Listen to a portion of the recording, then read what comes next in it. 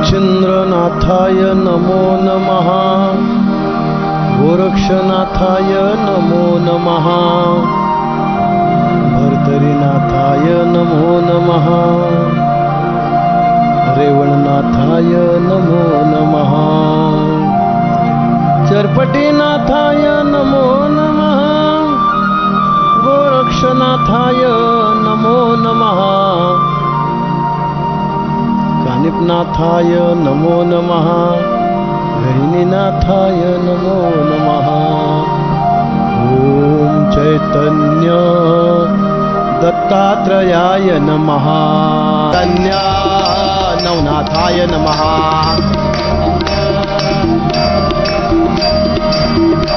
ओम चैतन्य नवनाथाय नमः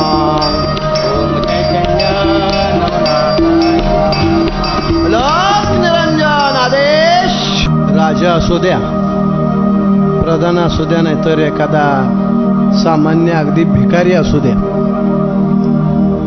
आई आणि मुलगा हे जे नातं असतं ना त्या प्रेमामध्ये काही फरक नसतो बरं का कुणाची आई असू द्या ते नातं असं आहे राजा गोपीचंद आईच्या चरणावरती आईला राग आलाय त्याचा पण काय करायचं आई आहे ना ती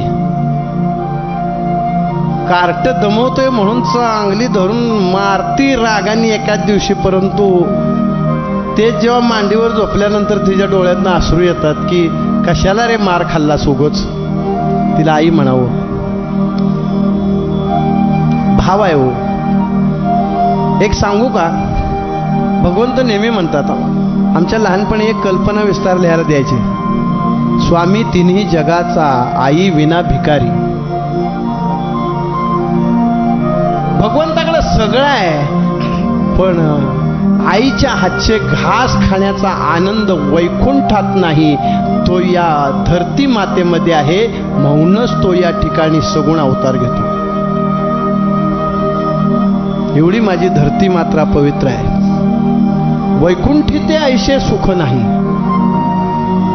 अरे काना काना कुठं माती खाल्लीस रे असं म्हणणारी आई वैकुंठात नाही हो विश्वाचा मालक आहे विचार करा ब्रह्मांडाची साठवण योग्यांचे निज ध्यान नाही का असा परमात्मा आहे पण त्याशी यशोदा भोजन घालते ना चराचराची भूक तो भागवतो पण त्याची भूक मात्र यशोदा भागवते अनंत ब्रह्मांड ज्याच्या उदरामध्ये आहेत तो बालक म्हणून यशोदेच्या घरी आहे ना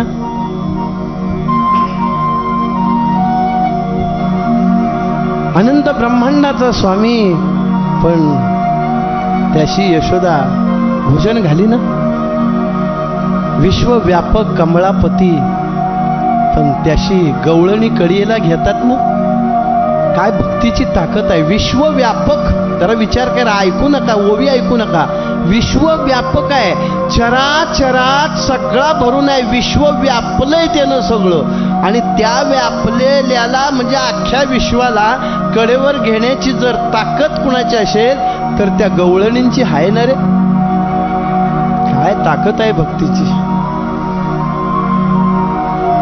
विश्वव्यापक आहे महाराज गवळणी आपलं कमळापती त्याशी गवळणी कडिये घेती अनंत ब्रह्मांडे उदरी त्याशी यशोदा भोजन घाली नवल केवडे केवडे नाहीतर नवल आहे तर नाहीतर काय करायचं काय म्हणतात तुकोबाराय म्हणतात तुका म्हणे नटधारी भोग भोगुनी ब्रह्मचारी नवल केवडे केवडे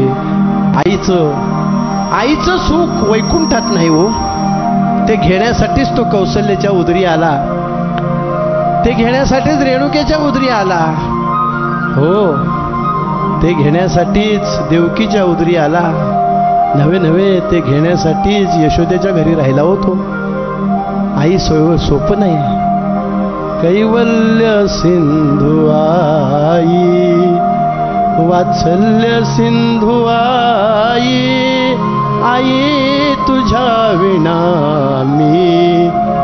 आई तुझ्या विना मी कुणाला आई म्हणू आणि ती जी माया आहे ती मैनावतीची भरून आलेली आहे. गोपीचंदा काय केलंस म्हणे. अरे हिरा सापडला होता पण गार म्हणून टाकून दिलास की रे. काय करायचं, आपलेच दात आणि आपलेच होठ. जीभ दाताने चाविली, कोणी बत्तीशी तोडिली. असं झालंय का कधी. पोरानं मोठी चूक केली हो, गुरुला अश्वविष्टेत गाडलेला आहे, पण काय करायचं, पोरगा आहे ना, पोटचा गोळा आहे. काय करावं, उद्धार केलाच पाहिजे. म्हणून माता मैनावती उठलेली आहे आणि कानिपनाथांच्या तिथे जाऊन आदेश म्हणून नमस्कार केलेला आहे. कानिपनाथांनी आदेश म्हटलेत, पण राग आहे त्यांच्या नजरेमध्ये, राग आहे. आदेश काय केलंस म्हणले, माते राजमाता आहेस ना तू, हा गुरु केलास. प्रतापवान जालिंदरनाथांना गुरु करणं हे सामान्य माणसाचं काम नव्हे. मुळामध्ये नाथ भक्ती आपल्यामध्ये तिचं बीज रोवणं आणि तो वृक्ष फुलणं हे फार भाग्यवंताचं लक्षण आहे. नाथांची भक्ती इतकी सोपी नाही आहे. आणि तुझ्यामध्ये जालिंदरनाथांची कृपा झाली होती. तू ब्रह्मव्यक्ता ब्रह्मपरायण झाली होतीस. ब्रह्ममय तुझी काया करून घेतली होतीस, पण गुरुला या अवस्थेत टाकलंस. आता भगिनीच ती आहे, पण पाठची आहे. मोठा दादा आहे ना ते, आधी कानिपनाथांना अनुग्रह आहे. दादा, अरे दादा, दादा, अरे मला जर कळालं असतं तर मी असं होऊन दिलं असतं का रे दादा. दादा, असं तुला वाटतंय का मी असं केलं असतं. अरे मांडी फोडून मुंगा वर आला तरी सुद्धा मांडी हलवली नाही रे. जालिंदरनाथ काय सहज अनुग्रह देणार आहेत का दादा. असं माझ्या हातून कसं होईल. मला न कळतं असं केलं रे, पण आता घडलंय, घडू देत. शेवटी भातसाच आहे ना. आणि हे गोष्टीचा विचार कर म्हणली. तुला जसं कळतंय तसं मला थोडंफार कळतंय, पण आपल्या दोघांपेक्षा जालिंदरनाथ आपले सद्गुरू ज्यांना आतमध्ये जमिनीच्या ठेवले त्यांना नक्कीच जास्त कळत असेल ना. मग हा विचार थोडा आपण दोघंही करूया की त्यांची आपल्या भाषेत काय ताकद आहे, काय पराक्रम आहे, काय योग्यता आहे, हे तूही जाणतोस आणि मीही जाणते. अरे जेणे स्वर्ग देवतांची बापुडी अवस्था काय रानोराणी हिंडायला लावली, त्याला हा माझा मुलगा ज्याला स्वतःचा उद्धार करून येत नाही, जो मर्त्य आहे, मेलेला आहे, चौघाच्या खांद्यावर आज ना उद्या जाणार आहे, त्याची काय ताकद आहे, काय विषाद आहे जालिंदरनाथांना आत घातलेली आहे. त्यांना काहीतरी माहीत असेल म्हणूनच त्यांनी ते आणि करण्यासाठी गप राहिले असतील ना रे. मग आपण जरा विवेक आणि संयम बाळगून आपण त्यांच्यापर्यंत जाऊन पोचूया आणि मग त्यांना बाहेर काढ आणि मग ते जो आदेश देतील ते आपण दोघंही मान्य करू. मग त्या गोपीचंदाला त्यांनी असं जिवंत ठेवू दे, नाहीतर संपवू देत, नाहीतर मरण्यासाठी शिक्षा देऊ देत. माझं काही म्हणणं नाही, पण दादा, दादा, एवढी ओवाळणी भाऊबीज घालशील का रे. एवढी भाऊबीज घालशील माझ्या ओटीत, एवढी भाऊबीज घालशील दादा. दादा, काय बहिणीचे विचार असावेत. एक बहीण अशी होती, तुम्हाला सांगतो, भाऊबीजेला भाऊ गेला आणि भाऊ ओवाळणी घेऊन तिला साडी घेऊन गेला. हो, साडी घेऊन गेला, त्याच्या ऐपतीप्रमाणे अजूनही नेलं आणि बहीण ओवाळायला लागलेली आहे. नक्षीदार असे आणि रंगीत रांगोळी घातलेली आहे पाटाभोवती, त्याच्यावरती दादाला बसवलेलं आहे. औक्षण करण्यासाठी तबकामध्ये निरांजनं घेतलेली आहेत, आडवाती लावलेले आहेत, गंगेरी उदबत्त्या सर्व बाजूने लावलेले आहेत. ओवाळते नाम लावलेलं आहे, भावाला औक्षण केलेलं आहे, सोन्याची अंगठी लावून त्याचं. आणि असे सर्व औक्षण करताना ओवाळणी भाऊ घालणार. ती म्हणते, दादा, मला एक ओवाळणी घालशील का रे. ताई, अगं तू मागून तरी बघ. ताई, तू फक्त मागून बघ. दादा, दादा, एक ओवाळणी खरंच तू मला घालशील. असं महाराष्ट्रातल्या, भारतातल्या, विश्वातल्या प्रत्येक बहिणींनी आपल्या भावाला म्हणावं, दादा तू मला एक ओवाळणी घालशील, तू फक्त मागून तरी बघ. बघा, माघारी सरायचं नाही. वहिनी सोडून या जगात असणारी प्रत्येक स्त्री माझ्यासारखी बघण्याची वृत्ती तुझ्या आतमध्येच, त्यासाठीचं झाड तू लावून घेशील आजच या भाऊबीजेच्या दिवशी. प्रत्येक भगिनी माता दिसणारी माझ्यासारखीच मीच तुला दिसेल का त्या ठिकाणी? आणि असं जर झालं तर या राष्ट्रामध्ये बलात्काराचे कोर्टच बंद होतील, नवे केसेसच होणार नाहीत. दादा ही भाऊबीज घालतो, हे काय घालतो हे नको आहे. दादा मी तुला राखी त्यासाठी मानते, माझा भाव तो असतो रे दादा. ही राजमाता मैनावती तुझ्या भाच्यासाठी, माझ्या पोटच्या गोळ्यासाठी तुला भीक मागते. त्याला शिक्षा देऊ नकोस, गुरूंना बाहेर काढ. आणि मग बहिणीची ताकद एवढी आहे. एक कथा सुंदर आली म्हणून सांगतो, बहिणीची कथा फार आहे, बघण्यासारखी आहे. योग आल्याशिवाय नाही म्हणतात ना काही गोष्टी. सही बात का जवाब सही वक्त पर सही दिया तो उसका मजा कुछ और ही रहता है. हो, लक्ष्मी आणि नारायण आपल्याला माहिती आहे. बायका ह्या नवऱ्याला कधी काय काम सांगतील हे सांगता येत नाही. लक्ष्मी, सावित्री, पार्वती, लक्ष्मीने सांगितलं बळीराजा फार सर्वश्रेष्ठ ठरायची वेळ आलेली आहे. औदार्यवंत, भगवंताला 6 गुण लागून आहे, यशस्वी, ऐश्वर्य, असे हे गुण. ज्यामध्ये बळीराजा फार मोठा वळ. आणि ऐकून वामनाचं रूप घेतलेलं आहे बघा, आणि बळीच्या द्वारामध्ये गेलेला आहे. ओम भवती भिक्षां देहि. आणि मग राजा बाहेर आलेला आहे, काय पाहिजे? म्हणजे बळी काही नको, मला फक्त 3 पावलं जमीन दे. म्हणे 3 पावलं कुठली घे म्हणे, केवढं मोठं राज्य आहे, अनंत ब्रह्मांड ज्याच्या उदरामध्ये आहे. उदर हे शरीरामधला एक भाग आहे, कळतंय का? उदर हे शरीराचा एक भाग आहे, अख्खं शरीर नव्हे. त्या उदरामध्ये अनंत ब्रह्मांड आहेत आणि ते अख्खं शरीर नंदाच्या घरी आहे. म्हणजे नंदाचं घर किती मोठं आहे काय कळतं का? अध्यात्म एवढा जोक नाही. नाथ संप्रदायाची भक्ती केली ना तर जीवनातल्या सगळ्या प्रश्नाची उत्तरं मिळतात. फक्त भक्ती केली तर, ज्ञान नव्हे. नाथाने उत्तर दिले ज्ञानाचं. ज्ञान विज्ञान अति पंडिता ज्ञान तत्वता कळेना. ज्ञानी होणं वेगळं, पंडित होणं वेगळं. आणि ज्ञानाचं तत्व प्रेम सुख देई, प्रेम सुख घेई.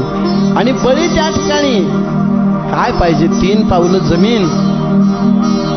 अरे घेऊन जावा म्हणले बटू काय. पण त्याचं एक भाग्य असं असतं की त्यांचे गुरु त्या ठिकाणी येतात. गुरुचं काम असतं शिष्याचं संरक्षण करणं. देव, गुरु आणि आई या 3 गोष्टी आपल्या हातात नसतात. लोक मला म्हणतात आप्पा आम्ही गुरु केलाय. मी म्हणलं मला काही माहिती नाही बाबा. गुरु हा करायचा नसतो, ती काय विकत करायची गोष्ट आहे का? गुरु परमात्मा परेशू. मला सांगा, नावं सांगतो ओळीनं, जास्त घेत नाही. 2-4 सांगितल्यावर शीतावरून भाताची परीक्षा येईल. बाबा मच्छिंद्रनाथाने गुरु केले का हो?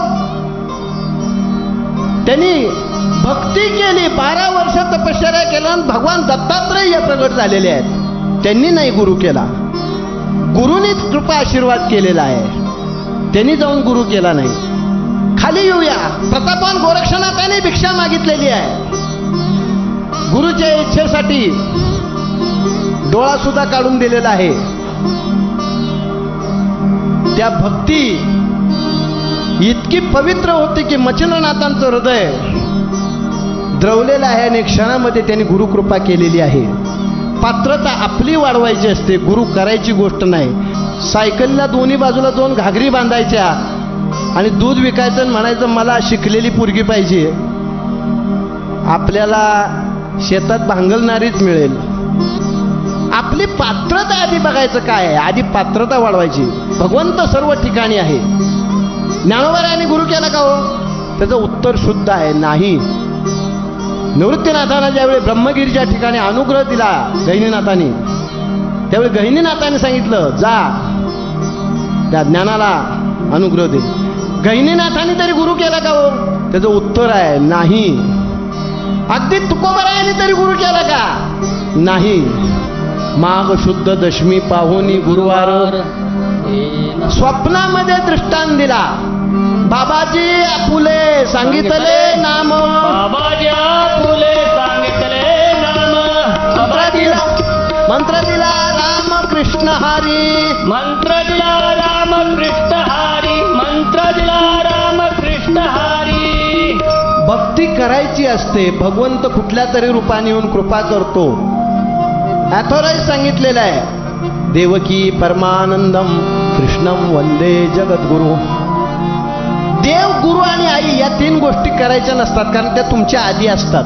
करायसाठी आपण ती गोष्टीच्या आधी आलेलं असलं पाहिजे. ज्या आईच्या पोटी जन्माला यायचं ती आई आधी जन्माला आली का तुम्ही आधी जन्माला आले? मला कळत नाही, सांगत जावा. त्यामुळं आई करायची नसते, आई असते. देव करायचा नसतो, देव असतो. आणि गुरु करायचा नसतो, गुरु असतो. फक्त आपण भक्ती मार्गाने जायचं असतं. मग तो विश्वात्मा ठरवतो की कुठल्या तरी मार्गाने येऊन तुझ्यावरती कृपा करायची. मग त्या वेळेच्या परिस्थितीच्या गांभीर्याचा विचार करून आपलं मन म्हणतं की या गुरुचरणांचे पाय धरा. आपण काही करायचं नाही, आपण फक्त भक्ती करायची. म्हणून एक गोष्ट लक्षात ठेवा, आपल्या मनाला जर पटत असेल तर फक्त निदान एवढं काळजी घ्या, गुरु केलेला असणारा करणारा असा करा, करू नका. फक्त सद्विवेक जागत ठेवून किमान एवढी काळजी घ्या. अहिंसा, सत्य, अस्तेय, ब्रह्मचर्य, असंग्रह, हिंसक मार्गाचा विचार करू नका. सत्य बोलायला शिका. निदान भाग्यवान असल्यामुळं तुम्ही पृथ्वीवरच्या स्वर्गात राहता. इथं राहणं म्हणजे भाग्य आहे, कारण ज्ञानेश्वर तुकाराम महाराजांच्या सानिध्यात राहता, मोरया गोसावींच्या सानिध्यात राहता. हा पृथ्वीवरचा स्वर्ग आहे. एवढं भारतामध्ये जितके तुम्हाला त्या ताटामध्ये इतके पदार्थ असले की जेवायला मजा येते, तसे या भारतामध्ये इतकी दैवत वेगवेगळी आहेत की कुणाला कुठलंही पाहिजे ते खा, हे इतर देशाला नाही आहे. हे माझ्या भारत मातेचं आणि आपणा सर्वांचं, कारण तिच्यामध्ये राहतो नांदतो, हे आपलं भाग्य आहे. कर्म धर्म त्यांचा झाला नारायण, तेच तिथं झालेलं आहे. बळीच्या दारामध्ये वामन अवतारामध्ये भगवान विष्णू आहेत, पण बळी अशा अवस्थेला पोचलेला आहे की त्याचा कर्म पण नारायण आहे आणि त्याचा धर्म पण नारायण आहे. लक्षात ठेवा. मागच्या सत्रामध्ये मी सांगितलेलं आहे, अष्टभैरवानी ज्या वेळेला आईसाहेबांच्याकडे जाताना, हिंगळादेवीकडे जाताना मच्छिंद्रनाथांना अडवलं होतं पाप पुण्य चेकिंग करायचं, त्यावेळी बाबा मच्छिंद्रनाथांनी सांगितलं, अरे बाबा मी पाप पुण्य जाणतच नाही, कारण मी जे आयुष्यात करतो ती प्रत्येक गोष्ट ईश्वराच्या इच्छेनं घडलेली असती, माझी स्वतःची इच्छाच नाही आहे. त्याचं नाव आहे अध्यात्म. हे मच्छिंद्राच्या कणाकणामध्ये भरलेलं आहे. नाथ संप्रदायामध्ये आद्य नाथाचार्य म्हणतात बरे बाबा मच्छिंद्रनाथांना. ज्ञानोबारायांनी वर्णन करावं, आदिनाथ गुरु सकल सिद्धांचा मच्छिंद्रतायांचा मुख्य शिष्य. काय काल भैरवाष्टकामध्ये सुंदर वर्णन केले हो. शूल टंक पाश दंड पाणी मादी धारणम श्यामकाय मादी देवमक्षरम निरामयम भीम विक्रमम प्रभु विचित्र तांडव प्रियम काशिकापुरादिनाथ काल भैरवम भजे. काय श्लोकांचं ते आता इथं सांगायला मला वेळ नसतो, परिस्थितीने एखादा घेतो. काय अधिकार आहे काल भैरवाचा. अरे भाग्यवान आहात, आणि मी भाग्यवान आहे की तुमच्यामध्ये येऊन पडलो म्हणायला काय हरकत नाही. पडल्याचा एक शब्द सांगतो. पुण्यामध्ये कंपनी आहेत आहे की नाही, इंटरव्ह्यू होती. इंटरव्ह्यू लक्षात घ्या, पडलोचा अर्थ लक्षात घ्या म्हणजे हे कळेल आणि मग आपण पुढे जायचं आहे.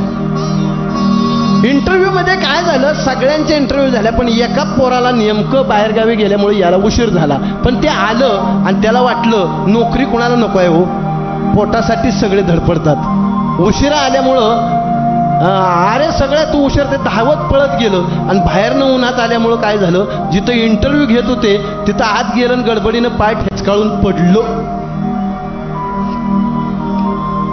पडल्यानंतर सगळेच इंटरव्ह्यू घेणारे पहिल्यांदा हसले. पण ते पोरगं काय म्हणलं लक्षात घ्या, तेवढं वाक्य जर आपल्याला उच्चारता आलं ना तर जीवन कृतकृत्य झाल्याशिवाय राहणार नाही. परमार्थाचं सार आहे ते. तुकोबाराय म्हणतात, वेदांचे ते सार अमाशीचं ठावे, इतरांनी भार व्यर्थ व्हावे. तो काही बोलला नाही, इंटरव्ह्यू घेतली नाही, इंटरव्ह्यू झालेली नाही, ते फक्त हसत होते. आणि हा उठला, हात जोडले म्हणला, मी तुमच्यात येऊन पडलो हेच माझं भाग्य आहे. त्या एकट्याच पोराला सिलेक्ट केलं, बाकी सगळं नाही. आपल्याला कळलं पाहिजे की आपण कुठं जाऊन पडायचं ते. तुम्हाला काय वाटतंय, नुसती पुस्तकं वाचून मनुष्य ज्ञानी होतो? आणि तोच अनुभव बळीच्या पाठीशी असल्यामुळं गुरु आलेले शुक्राचार्य, बळी वेळा आहेस का, हा कोण आहे दिसतोय तेवढा तो नाही आहे, सामान्य पोरगा नाही. या त्रिखंडाचा मालक आहे, ब्रह्मांड नायक आहे तो. बळीचा चेहरा अजून आनंदी झाला. तो तुला गाळायला आलाय. पहिलं पाऊल दिलंस तू, स्वर्ग गाठला, दुसरं धरती सगळं संपून गेलं, आता तिसरं पाऊल कुठं ठेवलं? म्हणला ठेवा माझ्या डोक्यावर. आता काही शिल्लक राहिलेलं नाही. हा देह पण तुम्ही दिलाय, पण माझा अजून हे मनाने सांगितले ठेवा डोक्यावर म्हणला. हो. आणि मग गुरुनी विचार केला, शिष्य संपेल. शुक्राचार्य आले, बळी दाता एक रघुनंदन, चराचराला वा दाता असणारा हा राम आहे, तो तुला गाडायला आलाय, तू त्याला देऊ नको, नाहीतर मग. बळीने काय उत्तर दिलं, सुंदर आहे, अख्ख्या अध्यात्माचं सार आहे. गुरुदेव आपण ज्ञान दिलं चांगलं आहे, पण भक्तीचं वर्म मला असं वाटतंय की हा आज ना उद्या कधीतरी जाणारच आहे. पण हे चराचर ज्याच्याकडे मागतात तो आज माझ्याकडे मागतो, ह्याच्यापेक्षा भाग्य कुठलं दुसरं आहे? अरे मृत्यू, अरे हार जीत तो बहादुर के किस्मत के दो सितारे होते हैं, इनकी फिक्र क्या? जगुनी लढुनी मरावं, मरुनी जगावं, हेच आम्हाला ठावं. तलवारीसी लगीन लागलं, हेच आम्हाला ठावं. देशापायी व्हावी स्फूर्ती, अशीच आमुची ख्याती. देवदेशन धर्मापायी, प्राण घेतलं हाती. शूर आम्ही सरदार, आम्हाला काय कुणाची. बळी म्हणतो, अहो हा शूर आहे, विरोचन पुत्र बळी, किरकोळ नाही, माघारी घेणं रक्तात नाही म्हणे. ठेव म्हणले डोक्यावर पाय. शुक्राचार्यांनी काय केलं, संकल्प करायला असं पाणी होतायचं, तुटीत जाऊन बसले. बळीने काडी घातली, शुक्राचार्याचा डोळा गेला. ते असा आहे, डोळा फुटला त्यावेळी. आणि परिस्थिती काय झालेली आहे बघा, डोक्यावरती पाय ठेवला भगवंतानी आणि बळीला कुठं ठेवलं, पाताळात. आता बळी माघारी सरला नाही, त्यांनी जे मागितलं ते दिलं म्हटल्यानंतर आता त्याला तो काय मागितलं ते देणं भाग आहे का नाही? मग त्याच्या समोर भगवान विष्णू चतुर्भुज रूपामध्ये प्रगट झालेले आहेत. हो, शंख चक्र गद्म पद्म वनमाला, पितांबर शोभे सावळा घननिळा, आणि असा उभा राहिलेला भगवंत. बळी प्रसन्न आहे तुझ्यावरती म्हणले, काय पाहिजे ते माग. काय मागावं बळीनी? आता दृष्टी पुढे ऐसा चितूर आहे, जो मी तुझं पाहे पांडुरंगा. आणि भगवंताला बळीच्या द्वारापाशी द्वारपाळ म्हणून उभा राहावं लागलेलं आहे. इकडे लक्ष्मीची अवस्था अवघड झालेली आहे. नारदांच्या जवळ सांगितलेलं आहे की आमचे पती गेले होते, त्या बळीचा काय मोडायला अहंकार, पण हे काय अजून कसे काय आले नाही. नारदांनी सांगितलेलं आहे, आता ते परत याचा विचार सोडूनच द्या, तुम्ही आपलं आता इकडंच तुळशीला प्रदक्षिणा घालत बसा. तुळस म्हणल्यावर लक्ष्मीचं अजून मस्त खाल्लं. म्हणतात आपल्याला माहिती आहे का तुळस लक्ष्मीचा अर्थ? आपण म्हणतात घरादारावर तुळशी पत्र ठेवायचं म्हणजे काय करायचं? सगळं सोडून गळ्यामध्ये तुळशीची माळ घालायची, पंढरपूरची घालायची. बरोबर? काय अर्थ आहे त्याचा? हा सातबारा पांडुरंगाच्या मालकीचा करायचा, रुक्मिणीच्या मातेच्या मालकीचा करायचा. म्हणजे तुळशीची माळ गळ्यात घातल्यानंतर गुरुजी परत संसाराचा विचार अजिबात करायचा नाहीतर तुळशीची माळ गळ्यात घातल्या प्रसादाबरोबर चेंड्याला पवा घ्यायचा आहे, गुंडीला अजून काय खुळखुळा घ्यायचा आहे, अशा पिशव्या भरायच्या नाहीत पंढरपूरला. विरक्तीचा अर्थ विरक्ती. आणि असं झाल्यावर मग लक्ष्मी नारदांना म्हणते अहो जाऊन बघून तरी या. त्यांनी येऊन सांगितलं, मी गेलो होतो पाहिलं, आता परत याची काय गॅरंटी नाही. मग आता काय करायचं? आता मी सांगतो तसं केलं तर जमेल एखाद्या वेळी, नाहीतर माझ्या हातात काही.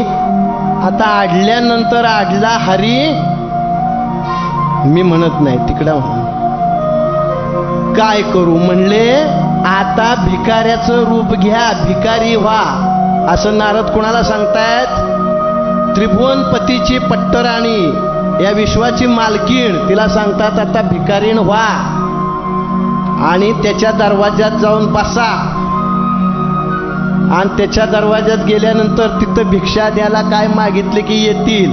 त्यांना म्हणायचं मला तुमच्या हातची भिक्षा नको, या राज्याचा जो राजा आहे त्याला भिक्षा मागा, त्यानंच दिली पाहिजे तर मी घेईन, नाही तर मी इथनं हलणार नाही.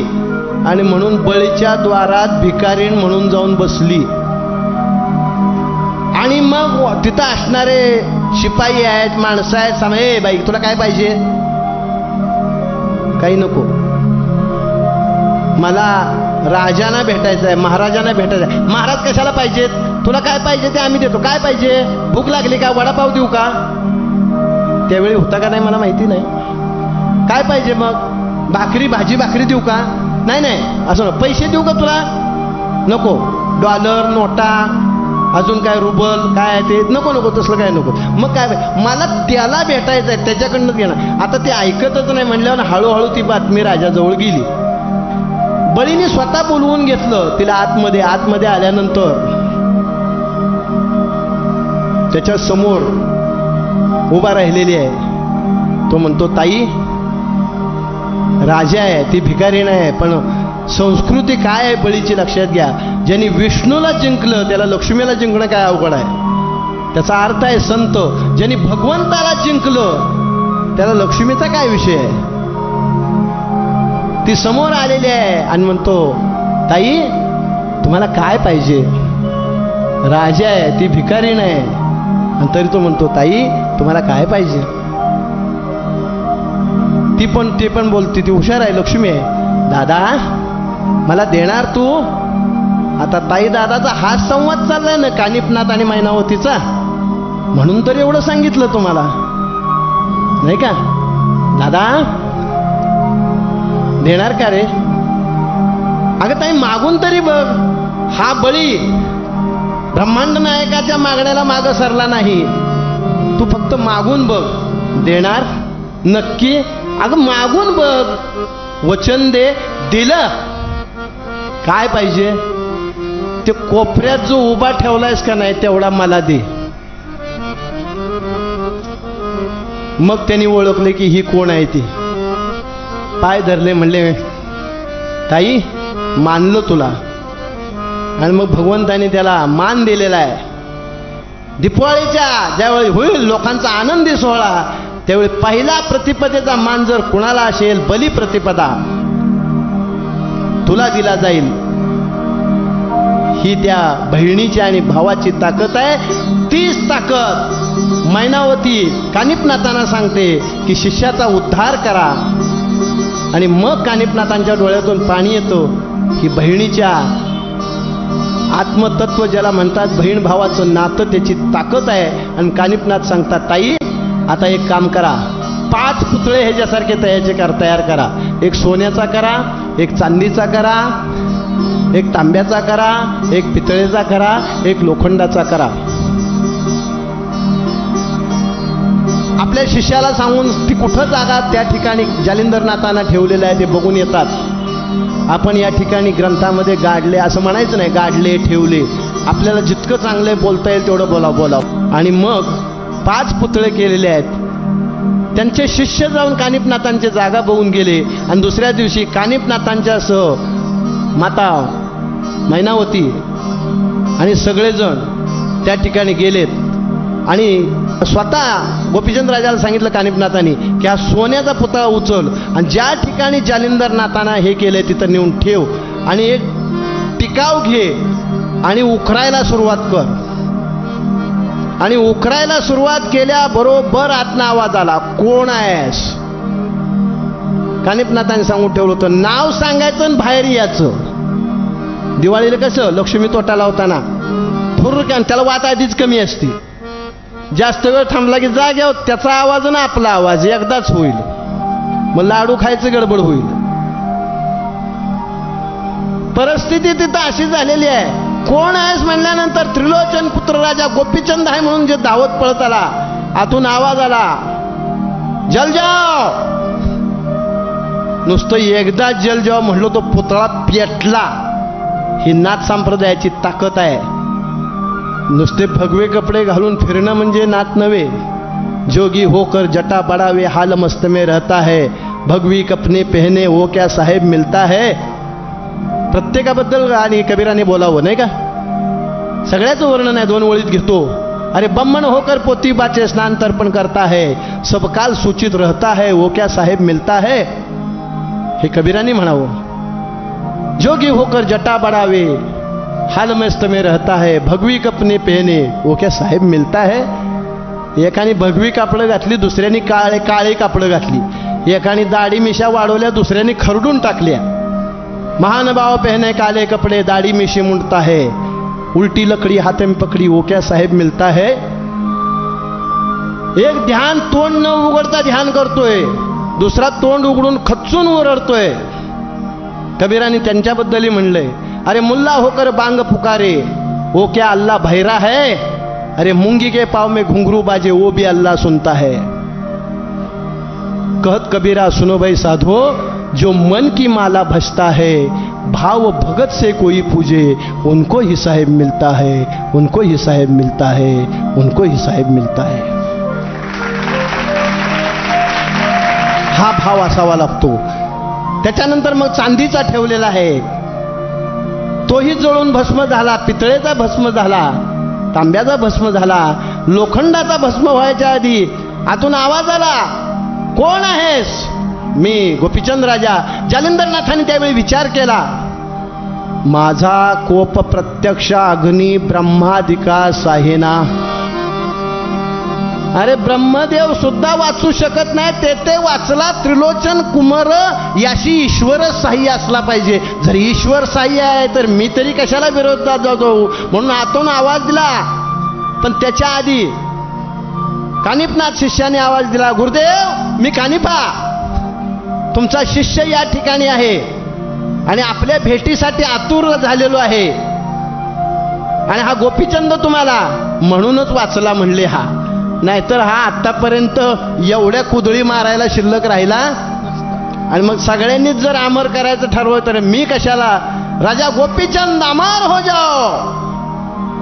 आणि असं म्हटल्यानंतर गोपीचंद राजाच्या चेहऱ्यावरचा आनंद ओसरून वाहत होता. आणि मग कानिफनाथांनी सांगितलं, फावडं घेऊन वरचं सगळं बाहेर काढलं. राजा आहे पण दुसऱ्यांना सांगितलं नाही काढायला, स्वतः केलं. आणि जेव्हा मग वज्रास्त्र लागलं, वरती जालिंदरनाथांनी टाकलं होतं, त्यावेळी तुम्ही सगळे बाजूला सरा. जालिंदरनाथांनी आतून शक्रास्त्र टाकलं आणि वज्रास्त्र पार केलं. आणि प्रतापवान जालिंदरनाथ हे बाहेर आलेले आहेत. हे इतके वर्ष भूमीच्या आत राहून सुद्धा जिवंत राहणं हे ऐहिक वैभव असणाऱ्या कुठल्याही मायच्या लालचं काम नाही. ते परमार्थिक वैभवाचा जो बादशाह आहे त्या प्रतापवान जालिंदरनाथांच्या शिवाय इतराचं शक्य नाही, एवढं लक्षात ठेवा. आणि मग महाराज जालिंदरनाथ बाहेर आलेले आहेत. सर्वांनी आनंदाने जय जयकार केलेला आहे. अनंत कोटी ब्रह्मांड नायक राजाधिराज योगीराज सच्चिदानंद सद्गुरुदेव परब्रह्म जालिंदरनाथ महाराज की, कानिपनाथ महाराज की, माता मैनावती की, गोपीचंदनाथ महाराज की, अवधूत चिंतन श्री गुरुदेव दत्त काल भैरवनाथ भगवान की. केवढा आनंद. आणि मग महाराज बाहेर आले, राज्यामध्ये गे आणि सन्मानाने नेलेला आहे. पाद्यपूजा अर्घ्यपूजा जालिंदरनाथ स्नान भोजन सर्व आनंदाने झालेलं असले. आणि त्यांनी सांगितलेलं आहे, गोपीचंदा अरे मी तुला अमर केलेला आहे, पण अमर झाल्यानंतर सुख दुःख हे वेगवेगळ्या वृत्तात कायम चालू राहिले. लक्षात ठेवा. तुला 200 रुपये लिटरचं पण पेट्रोल बघायसाठी जिवंत राहावं लागेल. हा, कारण अमर केलाय ना. लक्षात या. मागावं काय हे सुद्धा कळावं लागतं. रावणाने बिभीषणाला सांगितलं, अरे रामाच्या जवळ गेलास पण काय मागायचं कळलं नाही. मी रामाशी विरोध केला, परंतु मला जे रामाने दिलं ते तुला जन्मोजन्मी मिळेल का नाही सांगता येत नाही. मी माझ्या आयुष्याची सुरुवात रामाशी विरोध करून जरी घालवली असेल तरी माझा शेवट रामात विलीन करून केला. तू मात्र रामाच्या जवळ होतास, पण राम गेले पण तुला इथला राम कळाला नाही, नवे नवे मिळाला सुद्धा नाही, म्हणून तू चिरंजीव राहिलास. हीच परिस्थिती आहे बघा. पुढे अशी प्रथा झाली की गोपीचंद राजाला जालिंदरनाथ म्हणतात, राजा मी तुला अमर केलेलं आहे, पण एक गोष्ट लक्षात ठेव, राज्य वैभव हे आज आहे उद्या नाही. एखाद्या वेळी तुला रस्त्यावर पण यावं लागेल, कारण अमर केलाय. पण पूर्वी राज्य सोडून लोक वैराग्यात आले, पण वैराग्य सोडून राज्यामध्ये कुणीच आलं नाही. तुझा काय विचार आहे ते आत्ताच सांग. गोपीचंद राजाने विचार केला, अहो आज 14 वर्ष अश्वविष गर्तळीमध्ये आणि त्या याच्यामध्ये राहून सुद्धा जिवंत राहण्याची ताकद फक्त वैराग्य म्हणजे नाथ संप्रदायामध्ये आहे, या राज्य संपत्तीमध्ये नाही आहे. जेणे यम केला शरणागत पाया तळी लोळत असे, ही ज्याची अवस्था आहे. मी पूर्वी चुकलेलो आहे की ज्यांच्या जवळ जायला पाहिजे होतं त्यांच्या चरणापासून लांब झालो, आता गुरुदेव मला लांब करू नका. आणि मग जालिंदरनाथांनी कृपा केलेली आहे.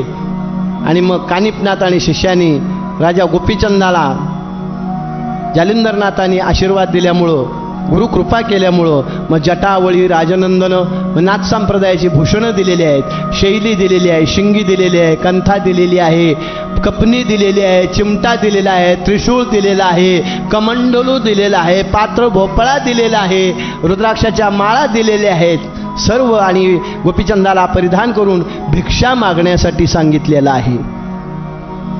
अशी भिक्षा मागायची की तू या राज्याचा राजा नाहीयेस. आणि भिक्षा मागायला गेले. 1200 बायका होत्या. हो,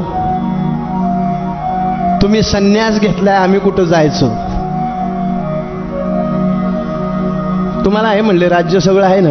हो, तो पण तुम्ही जाऊ नका, त्यापेक्षा एक काम करा ना म्हणले, आमच्या जवळ राज्यात नको ना, मग तुम्ही काय करा, इथं एक झोपडी टाका, आम्ही येणार नाही, सोन्याची मस्तपैकी झोपडी बांधू, सोन्याची विटा बिटा कौलं सोन्याची.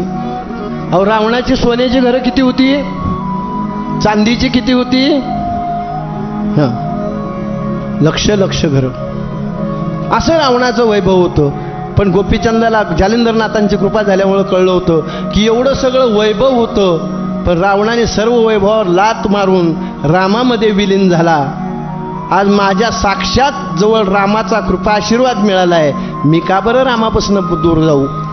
आणि मग त्यांनी सांगितलं, भिक्षा मागताना दूर हो लंडी गौड बंगालिनी. भरपूर मला कळालं तुम्ही काय आहे ते, कारण तुमच्याजवळ राहून काही उपयोग नाही. ती वेळ आल्यानंतर काही उपयोगाचं नाही. सोडवेना बंधू पाटीची बहीण, सोडविना बंधू पाठीची बहीण, शेजेची कामीन दूर राहे, शेजीची कामिनी दूर राहे, शेजीची कामिनी दूर राहे. हो त्यावेळी तुला कोणी सोडवणार नाही. आणि म्हणून भिक्षा द्या.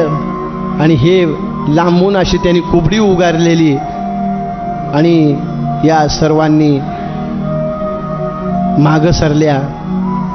आणि मैनावतीने हे पाहिल्यानंतर भिक्षापात्रात भिक्षा घेतली आणि हे गोपीचंदनाथा भिक्षेचा स्वीकार कर असं म्हटल्यानंतर पहिली भिक्षा नाथा म्हणून देणारी कोण असेल तर ती माता मैनावती गोपीचंद राजाच्या भाग्यामध्ये आहे.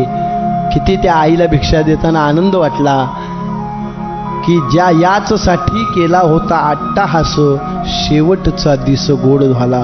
अश्रू आले पण आनंदाचे आले मैनावतीच्या डोळ्यातून.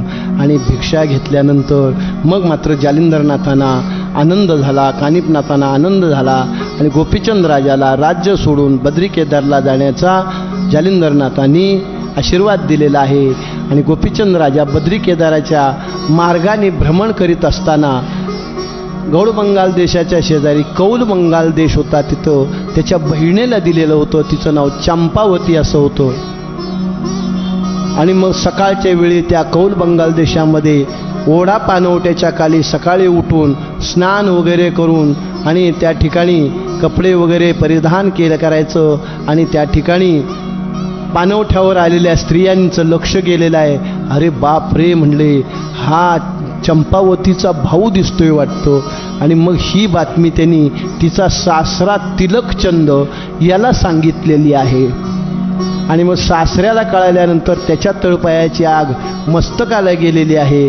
आणि तो म्हणतो, आपले सदनी अग्नी लावला, आपल्या घराला आग लावली आणि मग आता आमच्या सदनी का आला? आपल्या घरात राख रांगोळी केली आणि मग आता आमच्या घराकडे कशाला यायचं? तिकडंच जायचं ना. वैराग्य घेतलं. राजाने असं वागावं का? प्रजेचं कल्याण करावं, प्रजेचं रक्षण करावं, प्रजेचं संरक्षण करावं का वैराग्य भगवे कपडे घालावे राजाने? आणि मग घालायचे तर घालायचे, मग परत आमच्याकडं पाहुण्या पैत कशाला यायचं? हां, बदनामी तुमची करून घेतलेली आहे आणि आता आमच्या इथं आलेला आहे. पण आता तो सासरा म्हणला काय करावं? एक काम करा म्हणे, त्या चंपावतीला वगैरे काय कळून देऊ नका, तुम्ही 2-4 जणींनी त्याला आश्वशाळेत घेऊन या आणि त्याला त्या ठिकाणी जेवायला घाला. एकदा काय पाहिजे ते खाऊ द्या आणि एकदा जाऊ द्या. त्या 2-4 जणी आल्या. त्यातली त्यात एक हुशार होती. तिनं सांगितलं, महाराज आपल्या बहिणींनी बोलवलंय आपल्याला. गोपीचंद राजा म्हणतो, आता आम्ही वैरागी, आम्हाला घरघर बाप घरघर आई भरली असे विश्वाते, आम्हाला सगळ्याच माता, आम्हाला सगळ्याच बहिणी, आता आम्हाला कसलीच एक बहीण राहिली नाही. नाही, तुमची बहीण चंपावती आणि तिनं बोलवलंय. असो दे म्हणले, बोलवलंय तर जाऊया. आणि म्हणून चंपावतीच्या भेटीसाठी त्या सगळ्याजणी घेऊन येतात. पण त्याला आश्वशाळेमध्ये बसवतात. तो राजा असतो, नुकताच वैरागी झालेला असतो. त्याच्या लक्षात येतं की आम्ही जोग घेतला म्हणून तृणा समान मानिले यानी, परी नाथपंथाची प्रताप करणी याजलागी कळेना. आम्ही जोग घेतलाय नाही का नाथ संप्रदाय, पण त्याला काय कल्पना आहे नाथ संप्रदायाची ताकद? पण जैसे ज्याचे भाग्य असे तैशी बुद्धी त्याची बुद्धी तेवढीच आहे. म्हणजे आपल्याला काय करायचं आहे? आजची भिक्षा घेऊया. मान अपमान दोन्ही समान पाळताती योगीजन. योगी त्याला म्हणावं की मान असल्यानंतर सुद्धा फार अत्यानंदाने आणि भरून जायचं काही कारण नाही. आणि अपमान जरी झाला म्हणून अगदी अटॅक येण्यापर्यंत दुःख करण्याची काही गरज नाही. आणि मग त्या ठिकाणी माणसाला न त्रास द्यायला लागल्यानंतर दुसरा जर सहन करत असेल तर कंटाळा किंवा लाज वाटत नाही. अजून देऊया, अजून देऊया, अजून देऊया. म्हणून त्यांनी लांबून हा घोड्याच्या तिथं बसून कसा खातोय का अश्वशाळेत, राजा आहे हो. म्हणून त्याच्या बहिणीला सांगून बोललो, तुझा भाऊ बघ कुठं आहे, चल न्याला. नणंद तर सांगायची गरज नाही. मला वाटतं तेव्हापासून नणंद भाऊजाई हा काही प्रकार किंवा आधी आहे पण असेल. आता आपल्याकडे वेळ थोडा आहे. आणि नंदा बाकीच्या जणीने आणलं, चंपावतीला दाखवलं, हे बघ तुझा भाऊ, हे बघ घोड्याच्या पायीत, राजा आहे हो. आणि मग तिला त्या भावाचा काही अपमान सहन होत नाही आणि धावत आपल्या महालात जाती. आता ती महाराणी आहे ना चंपावती, तिनं काय केलं, खंजीर घेतला आणि आपल्या उरात मारून घेतला आणि ती गतप्राण झालेली आहे. काही काळामध्ये दासी आलेल्या आहेत त्या महालामध्ये, रक्तबंबाळ अवस्थेमध्ये पलंग भरलेला आहे आणि चंपावती इहलोक सोडून गेलेली आहे. पाहिल्यानंतर त्या ओरडत आरडतच बाहेर आल्या आणि सगळ्या राजवाड्यामध्ये बातमी पसरली की चंपावती हा देह इथं ठेवून गेलेली आहे. सगळी रडारडी सुरू झालेली आहे. पण राजा भी जाएगा, जोगी भी जाएगा, गुरु भी जाएगा चेला, उड जाएगा हंस अकेला. तो निघून गेल्यानंतर पुढची क्रियाकर्म करायला माणसं थांबत नाहीत, कारण वास येतो म्हणतात त्याचा. म्हणून लांबून येणार असतील तर म्हणतात, तिथूनच सांगतात आम्ही तिसऱ्याला येऊ, सावडायला येऊ, तुम्ही उरकून टाका. एवढा आपल्याबद्दल प्रेम असतो आणि तरी आपण ह्यांच्यासाठी करत असतो. अगदी मोठ्या कंपनी मोठ्या मालकांच्या पोटी जरी तुम्ही जन्माला आला तर शेवटची आंघोळ अंगणातच आहे, एवढं लक्षात ठेवा. आणि कपाळाला ठोकळाच आहे. हां, ते 2000च्या बंद होऊ द्या, नाहीतर 1000च्या बंद होऊ द्या. बादशाह असू द्या नाहीतर भिकारी असू द्या, अंगणातले आंघोळण ठोकळान चौकाच्या खांद्यावर, हे कधी चुकणार नाही. मग आपल्यासाठी काहीतरी करावं ह्याचा विचार करून जो आयुष्य जगतो त्याला संत म्हणतात. ज्याला जीवनाचा अर्थच कळत नाही, काय तो संतांच्या संगतीत राहणार आहे? हीच परिस्थिती झाली बाबांनो. आणि तिला खांद्यावर घेऊन स्मशानाकडे नेत असताना रडारडी सुरू झाली. गोपीचंदांनी सगळं ऐकलेलं आहे आणि मग तो म्हणतो काय झालं, एवढा आरडाओरडा काय? ते म्हणे अहो या राज्याची राणी आणि ती मृत्यू पावलेली आहे. कोण राणी? म्हणले चंपावती. कशासाठी? म्हणे अहो तिच्या भावाने म्हणे काय संन्यास घेतला. कोण भाऊ? म्हणे गोपीचंद राजा, त्रिलोचन पुत्र. म्हणजे मी, अगं ताई ह्या भावासाठी कशाला एवढा प्राणत्याग केलास? काय असं चुकलं? हां म्हणले मी वैराग्य घेतलं म्हणून तिचा अपमान केला, पण यांना नाथ संप्रदायाची ताकद काय आहे ती कळाली नाही. पण आता दाखवल्याशिवाय पुढे जाणार नाही म्हणले. कारण डाग लावून बद्री केदारला तपश्चर्या केली तर माझ्या मनात तेच राहील म्हणले. मग अशी आपण म्हटलेलं आहे, देह शुद्ध करूनी भजने रमावे. शुद्ध ध्येय नसेल तर ती भक्ती फलद्रूप होत नाही. कारण कितीही दूध असलं तरी मिठाचा छोटासा खडा तो सगळं नासवतो. फार सुंदर अध्यात्मात सांगितलेलं आहे. आणि म्हणून त्या ठिकाणी स्वतः प्रेताबरोबर चालू लागला. प्रेत चितेवरती ठेवल्यानंतर राजा गोपीचंद म्हणतोय चंपावतीला जाळू नका हो, एक विनंती आहे. मी नाथ संप्रदायात आत्ताच प्रवेश केला आहे, पण माझे सद्गुरू प्रतापवान जालिंदरनाथ त्यांना घेऊन येतो आणि चंपावतीला जिवंत केल्याशिवाय पुढे जाणार नाही. काही ऐकलं नाही त्याचं. प्रेत चितेवरती ठेवलं. आता तो राजाच होता, त्याच्यातही तेवढी ताकद होती. जबरदस्तीने चितेवर चढला आणि म्हणतो मला पण जाळून टाका. पण एक लक्षात ठेवा, मी मेलो आणि हे जर प्रतापवान जालिंदरनाथांना कळलं तर कौल बंगाल देशालमधलं पशुपक्षी किडामुंगी सुद्धा पाहायला शिल्लक राहणार नाही, एवढं लक्षात ठेवा. असं म्हटलं तिच्या सासऱ्याला राग येतो आणि तिलकचंद पोराला म्हणजे तिच्या नवऱ्याला सांगतो की हिचा एक हात तोड आणि ह्याला पुरावा म्हणून दे आणि जा म्हणतो तुझ्या गुरुला दाखव हा हात आणि त्यांना म्हणावं जिवंत करा, तोवर आम्ही प्रेत हे ठेवतो. गोपीचंदाला आनंद वाटतो.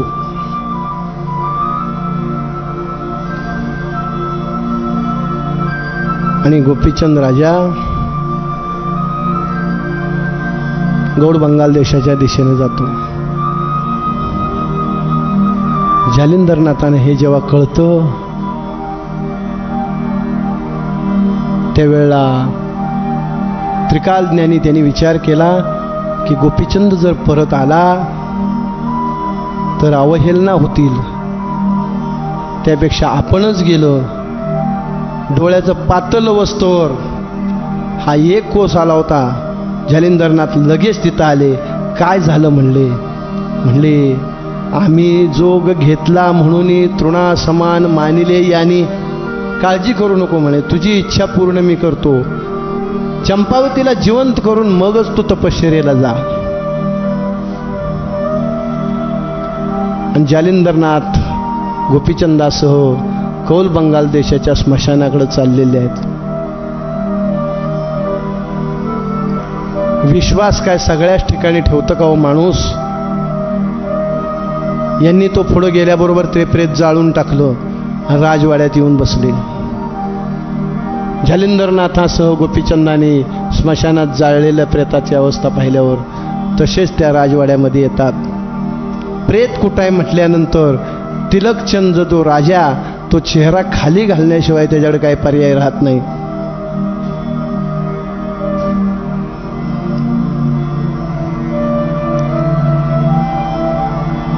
हिरा ठेवता गोफणी. जालिंदरनाथ म्हणतात त्रिलोचन राजाला, अरे हिरा लाभला होता रे तुला, पण खडा म्हणून गोफणीत घालून झुगारून दिलास. भाग्य असलेलं कळायला पण दगड उलथावयाचे मिशे परीस भेटे ते असं, पण खडा म्हणून टाकून देतो. तसं म्हणे, अरे चंपावती तुम्हाला लाभली होती पण तुम्हाला ती कळाली नाही. असं म्हटल्यानंतर चेहरा खाली घातला आणि मग गोपीचंदाला जालिंदरनाथ म्हणतात, कुठं आहे तो हात आहे आणि इकडं. आणि मग त्या हाताला जालिंदरनाथाने भस्म झोळीत हात घातलेला आहे. तुम्हाला माहिती आहे झोळीची ताकद, त्या हाताची ताकद. कारण प्रत्येकाच्या झोळीत राखच असते. काय असते? राखच असते. नेहमी सांगतो, सगळ्यांच्या पातेल्या म्हणजे रवाच केलेला असतो, पण तो फक्त नारायणाला दाखवल्यावर तो प्रसाद होतो. तसं सगळ्यांचा हात राखेला लागल्यानंतर ज्याचा हात लागला त्याची राख होणार असते आणि जिला लागला तीही राखच असते. पण त्या राखेला जर नाथ संप्रदायाचा हात लागला तर त्याचं भस्म झाल्याशिवाय राहत नाही. आणि ते भस्माची ताकद एवढी आहे की मानवाचा उद्धार केल्याशिवाय ठेवत नाही. आणि ते भस्म हातात घेऊन त्या भुजेवरती संजीवनी मंत्र म्हणून टाकल्याबरोबर, चंपावती म्हटलं हाक मारल्याबरोबर भस्म भुजेशी होता सिंचन. आणि क्षणात उठली राजपत्नी. चंपावती उठून उभा राहिली. बोला जालिंदरनाथ महाराज की जय, गोपीचंदनाथ महाराज की जय. का अधिकार आहे. आणि मग उठून चरणावरती डोकं ठेवलेलं आहे.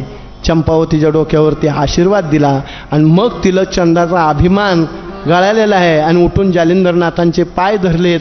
गुरुदेव चुकलो मी, क्षमा करा, मला माफ करा, मी असं कधी करणार नाही, मला कळालं नाही हो. हा गोपीचंद भाग्यवान आहे, हा तिलकचंद मात्र सोयरा झालो, पण आम्हाला त्याला आधी कळाला देव, मला नाही कळाला. पण एवढी कृपा करा की आजची रात्र इथं राहा. प्रतापवान जालिंदरनाथ म्हणतात, गोपीचंदा राहूया आपण इथं, पण चंपावतीच्या हातनं अन्न स्वयंपाक करायला सांगा. मग चंपावतीच्या हातनं स्वयंपाक केला आणि जेवायला बसलेले आहेत. जालिंदरनाथ बसलेले आहेत, शेजारी गोपीचंद बसलेला आहे. हो, तिलकचंद थोडासा लांब अंतर आहे, कारण ते ब्रह्म आहे, हे मायाचे आहे, थोडेसे अंतर. आणि समोर चंपावती वाढाय. जालिंदरनाथाने घास घेतला आणि चंपावती वाढायला आल्यानंतर तोंडातला घास जालिंदरनाथाने बाहेर काढला, हातामध्ये घेतला. आपले मुखीचा उच्चिष्ट ग्रास संजीवनी प्राणप्रयोग प्रसादास देवोनी केले अमर सतीस मैनावती परी सिंचिली. चंपावतीच्या मुखात घातला आणि माता मैनावतीसारखी चंपावतीला अमर केली. काय भाग्य असेल. आईला अमर केली, भावाला अमर केली आणि बहिणीला अमर केली. हे नाथसंप्रदायाची ताकद आहे. आणि मग गोपीचंद राजा समोर तिलकचंदाला जालिंदरनाथ सांगतात, याचं बाळ लहान आहे, हा तीर्थयात्रेला चाललेला आहे, तपश्चर्येला चाललेला आहे, तुझं नाव लौकिक आहे, त्याचं नाव मुक्तचंद आहे, तर तू दोन्हीही राज्याचं संरक्षण करायचं. आणि तिथून पुढं 6 महिन्यापर्यंत जालिंदरनाथ तिथं राहिले. गोपीचंद तपश्चर्येला निघून गेले. राज्याची घडी मैनावतीच्या हातात व्यवस्थित दिलेली आहे. मुक्तचंदाला राज्य स्थापन चालवायला सांगितलं. तिलकचंदाला लक्ष ठेवायला गेलं आणि जालिंदरनाथ तीर्थयात्रेला गेले. आणि याच्यानंतर आता प्रतापवान गोरक्षनाथ स्त्रीराज्यात चाललेले आहेत. स्त्रीराज्यात जात असताना जायचं कसं, कारण तिथं सगळ्या स्त्रियाच.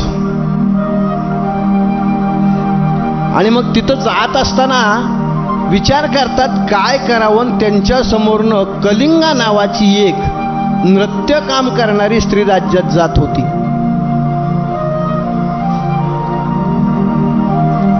गोरक्षनाथांना म्हणते आपण मी गोरक्ष, तुम्ही स्त्री राज्यात चालल्या. म्हणले हो, आमचा व्यवसायच म्हणले नृत्य काम करणं, मनोरंजन करणं, आपल्या भाषेत बैठकीचे कार्यक्रम करणं, गायन राजमहालामध्ये. मला नेता का म्हणे तुमच्याबरोबर. हो, न्यायचं काय अवघड नाही, पण अडचणी आहेत म्हणे. काय म्हणे, तिथं मारुतीच्या भुभुकारामुळं पुरुष जगत नाही. गोरक्षनाथ म्हणतात, हसतात. अहो काळ भीतो म्हणे आमच्या समोर. मारुती काय म्हणे, काय तुम्ही तो विचार करू नका, ते मी बघतो काय करायचं मारुतीचं. तुम्ही फक्त मी येऊ का. हो चला ना म्हणले. मग पण यायला काय हरकत नाही, पण तुम्हाला काय काय येतं म्हणले. आमच्या बरोबर याच म्हणलं काहीतरी आलं पाहिजे का नाही. काय येतंय तुम्हाला. तो म्हणला मला काय यायला पाहिजे. ते म्हणले तुला काय हवं आहे. ती म्हणली तुम्हाला काय वाजवता येतं, काय गाता येतं. तू म्हणशील ते करतो. आधी काय करू, वाजवू का गाऊ, का दोन्ही एकदाच करू.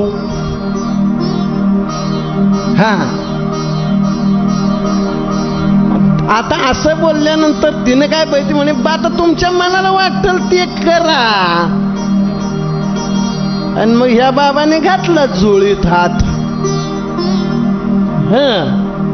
जोळीत हात घातला की समजावं एकतर कल्याण तरी होणार असेल, नाहीतर कल्याण तरी होणार असेल. काय म्हटलं, जोळीत हात घातला की समजायचं एकतर कल्याण तरी होणार असेल, नाहीतर कल्याण तरी होणार असेल. आता आपण ठरवायचं कुठलं कल्याण करून घ्यायचं ते. तीच अवस्था झाली बघा. आणि मग गंधर्वास्त्र म्हणून ते भस्म टाकल्याबरोबर कशावर टाकलं, झाडं दगड पशु पक्षी सर्वावरती टाकलं. आणि मग ते बसले होते जागा जिथं चाललं होतं, ज्या रथात ती बसली होती तो रथातनं आवाज यायला लागला. रथातनं ओंकार प्रधान रूप गणेशाचे. तिनं बघितलं रथाकडं. अरे मी इतकी वर्षे ह्याच्यात बसते पण त्यातनं ओंकार प्रधान नाही निघत. शेजारच्या दगडातनं सुरू झालं. हो, एखादी मुंगी चावल्यावर आपण खाली बघतो ना, अक्कर रिवण अंगावर यावं तसं होतंय. बसलोय त्यातनं सुरू होते. अकार तो ब्रह्मा. अरे बापरे, अवघडच झालं म्हणली. ज्या झाडाला टिकून उभा राहिले ते उकार तो विष्णू. अच्छा मायला म्हणली काय करून ठेवलं यानं, मोठी नाटकच झालं. ज्याच्या तशी जवळ बसली होती त्यांच्या तोंडाकडे बघायला लागले, ते डोलायला लागले होते. मकार महेश्वर जाणीला. आता त्या कलिंगेला कळना झालंय की मी एकटी गाते म्हणते का आता काय झालंय. हो, जो स्थावर आणि जंगमात सर्वांचे नांदे हृदयात, तयाचेनी या गोष्टी शक्य अन्यथा अशक्य जाणीजे. अहो ब्रह्मांडावरची ताकद आहे. हो, गोरक्षनाथ काय गप्पा आहे का काय. भवानी अति प्रीती करते गोरक्षमचंद्राप्रती. विश्वाचे मालक आणि आई ज्यांचं अफाट प्रेम आहे, काय गोरक्ष पुढे काय अडचण आहे. हो काय वर्णन करावं. ती म्हणली ह्याला आपल्या संगतीत घेण्यापेक्षा आपणच ह्याच्या संगतीत राहावं. चला म्हणली आता काय. आणि मग प्रवास सुरू झाल्यानंतर त्यांना माहिती होतं की मारुतराया संध्याकाळ झाल्यावर येणार आहेत. आणि एका ठिकाणी मुक्कामाच्या वेळेला गोरक्षनाथांनी 4 अस्त्र सीमेवरती टाकून ठेवली होती. एक स्पर्शास्त्र टाकलं होतं, एक नागास्त्र टाकलं होतं, एक मोहनास्त्र टाकलं होतं. 4ही पद्धतीची अस्त्र ज्या वेळेला टाकली आणि मारुती संध्याकाळच्या वेळेला आलेलाच आहे. उड्डाण करून येताना मारुतीला जाणवलं, अरे बापरे, खाली याचं चिकटायची वेळ आली. मोहनास्त्राने पॅक बंद केलं आणि नागास्त्राने पॅक केला. मारुती पार रडायला लागलेला आहे. आणि मग मात्र आतून हाक मारायला लागलेला आहे. अशी वेळ आहे. रामा कुठं आहेस तू माझ्या रघुनंदना? आणि मग सुरू केलेलं आहे, श्री अनंता मधुसूदना पद्मनाभा नारायणा जगयापका जनार्दना आनंदगना विनाशा सकळ देवादिदेवा कृपाळवाजी केशवा मानंदा मानुभवा सदाशिवा सद्रूपा. श्री अनंता मधुसूदना पद्मनाभा, रे कुठं आहेस? रामा रघुनंदना दशरथ नंदना कौसल्यात्मजा जानकी जीवना कुठं आहेस तू? आता तुझ्याशिवाय माझे प्राण वाचत नाही. ही जेव्हा रामापर्यंत हाक पोचली त्यावेळी वैकुंठ सोडोनी भक्त सदनी धावला. मारुती जिथं होता त्या ठिकाणी म्हणजे सदन आलेला आहे त्या घरामध्ये. आणि पाहतो तो काय, प्रत्यक्ष विष्णू होऊन नागास्त्र काढून घेतलेला आहे, विभक्त अस्त्र टाकून स्पर्शास्त्र काढून घेतलेला आहे, मोहनास्त्र काढून घेतलेला आहे. चारही अस्त्र काढल्यानंतर मारुती सावध झालेला आहे. आणि मारुतीने रामाला पाहिल्यानंतर उड्डाण केलेलं आहे आणि वरून येऊन रामाच्या चरणावरती डोकं ठेवलेलं आहे. रामा गुरुनाथा, तुम्ही आला नसता तर मी वाचलो नसतो. अरे पण मारुती, एवढं संकट तुझ्यावर असं, आता कोण राक्षस आहे, कोण नाही हो म्हणे. राक्षस आता काय कोणी शिल्लक राहिलेलं नाही. हे नाथ संप्रदायातलं काहीतरी गडबड दिसते म्हणे. आणि मग ही गडबड ज्या वेळेला लक्षात येते आणि मग त्यावेळेला राम ध्यान लावून बघतात. ते हे प्रतापवान गोरक्षनाथांचं काम आहे. ब्राह्मणाच्या वेशामध्ये समोर जातात त्यांच्या आणि म्हणे, आम्ही षडशास्त्री ब्राह्मण आलोय, आम्हाला एक वचन द्या तुम्ही. गोरक्षनाथ म्हणतात, तुम्ही ब्राह्मण आहे, षडशास्त्री असाल ह्यात काही शंका नाही, माझा काही विरोध नाही तो, पण तुम्ही ब्राह्मण आहे, मग तुम्हाला काय पाहिजे? पण मला एक शंका अशी आहे की सीमेवरती 4 अस्त्र टाकली असताना देव दानव हे सुद्धा येऊ शकत नाही. तुम्ही ब्राह्मण असं आले म्हणजे तुम्ही काय सामान्य माणसं नाहीये. बरं काय पाहिजे ते तोंडानं मागा. ते म्हणायचे आधी वचन द्या. गोरक्षनाथ म्हणला, आधी वचन देणे एवढं माझ्याकडं काय आहे म्हणला. शैली शिंगी कांता पात्र भोपळा ह्याच्याशिवाय ह्यातलं काय देऊ म्हणे तुम्हाला. नाही आधी वचन द्या. गोरक्षनाथ म्हणतात, ज्या कामासाठी चाललोय ते काम सोडून बाकीचं सगळं काय पाहिजे ते घ्या म्हणावं. पाहिजे तर देह जाऊ अथवा राहू, काय पाहिजे ती मागा. आणि मग ते असं म्हणतात, मी मच्छिंद्रनाथांना स्त्रीराज्यातून आणायसाठी चाललोय, ते सोडून बाकीचं काही जर पाहिजे ते सांगा. आणि आपण सामान्य ब्राह्मण नाही आहे म्हणे, कारण काय ताकद आहे, पिशाद आहे म्हणले या ठिकाणी देव दानव गंधर्वाची याची. 4 अस्त्र म्हणले सीमेवरती आहे म्हटल्यानंतर प्रगट व्हायलाच पाहिजे असं रामाने मारुतीला सांगितलं. आणि साक्षात दोघं समोर उभा राहिलेले आहेत. गोरक्षनाथ म्हणले, प्रभू, रामाच्या चरणावरती डोकं ठेवलं गोरक्षनाथांनी, मारुतीच्या चरणावरती डोकं ठेवलं.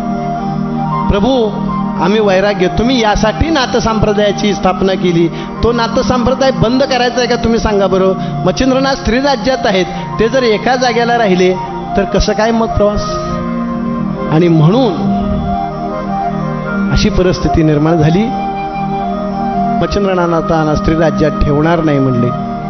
आणि मग मात्र मारुतीला राग आला, म्हणले युद्ध करायचं. राम म्हणले, काही गरज नाही युद्धाची. तू जे वचन दिलं होतंस स्त्री राज्यात मच्छिंद्राला नेणार आहे ते पूर्ण झालेलं आहे. आता पुढचं काय करायचं तो परमात्मा ठरवेल ना. तू तुझ्या वचनातून मुक्त झालेला आहे. आणि रामाने मध्यस्थी केलेली आहे. मारुती स्त्री राज्यात जाऊन मैनाकिनीच्या कानामध्ये सांगतो की मच्छिंद्रनाथांना नेण्यासाठी गोरक्षनाथ येणार आहे, तू सावध हो असं मैनाकिनीच्या कानामध्ये सांगतो. बालरूपामध्ये सूक्ष्म रूपामध्ये जाऊन आणि गोरक्षनाथ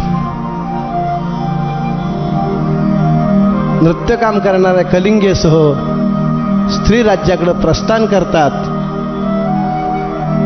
आता उद्याच्या भागामध्ये चलो मच्छिंदर गोरकाया, प्रतापवान गोरक्षनाथ स्त्री राज्यातून बाबा मच्छिंद्रनाथांना कसे बाहेर काढतात आणि तिथून पुढचा कथाभाग, ह्या पुढचं पुष्प ज्या वेळेला 6 नंबर आपण वाहणार आहे, त्या पुष्पामध्ये आपण नाथ संप्रदायाच्या कुलस्वामी कुलस्वामिनीच्या कालभैरवाच्या आशीर्वादाने